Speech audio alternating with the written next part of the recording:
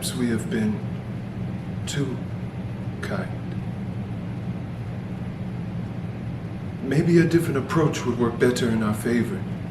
Maybe we should make our efforts less, change our very being just so we can get through to them? No. We will never lose ourselves for the sake of anyone else. I don't want to change, just level a bit. And I'm saying there is a difference between a compromise and a forfeit of will. Maybe it's time they heard the truth.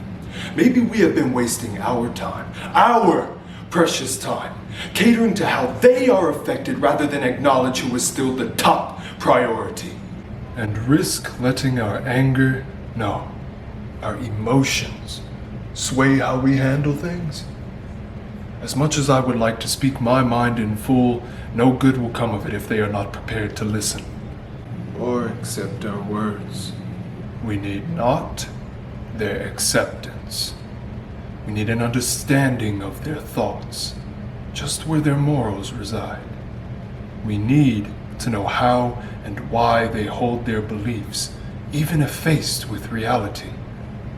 What of our reality, What of the truth? That no matter what we do or how we affect those around us, we are alone in this life. You try and try and try yet again, and still no one can see you. You are left with only yourself and a conscious tool that you believe is made to fix your thoughts, when instead you are driven closer to a madness that already consumes you. And why should we give a fuck where their beliefs are coming from? Why waste more of our energy on ones who never stop to think about the ways and thoughts of others? Why give them the pleasure of continuing to ignore us, ignore everything that we have done for them?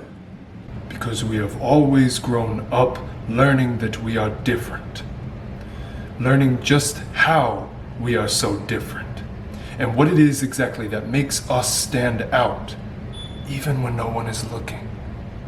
The heart, the center of everything. The heart. The heart? The very thing that breaks so easily. It has led you astray and placed you at the mercy of others countless times. Breaks, and yet can still work. Fuels our passions and our desires so that we may not give up so quickly. Allows us to yearn for more when there is still more to be given. Gives us content when we have had enough.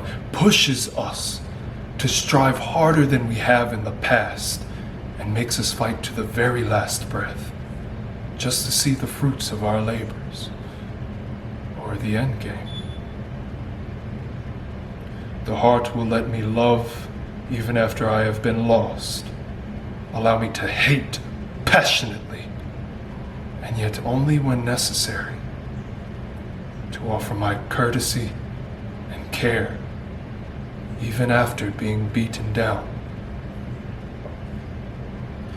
At the center of every man lies not only his soul, but a heart to house it.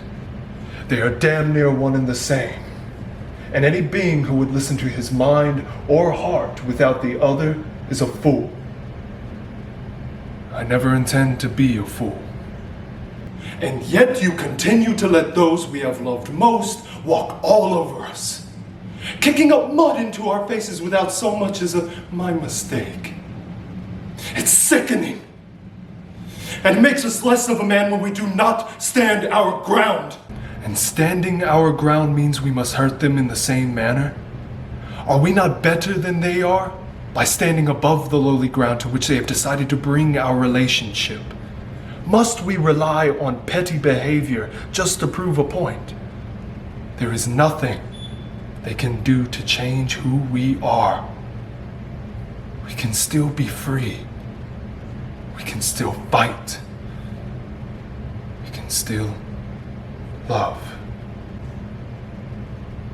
What separates us from the rest of the world is our ability to grow and realize the truth. Not about them, but for ourselves. I agree. Just because I feel this sorrow now doesn't mean I have to let it simmer. I can be stern and still loving. So that's it then. Seems as though a decision has been made. I've never been one to quit. I suppose I can't start now. In a world that is cruel and bleak, the strongest are those who retain themselves.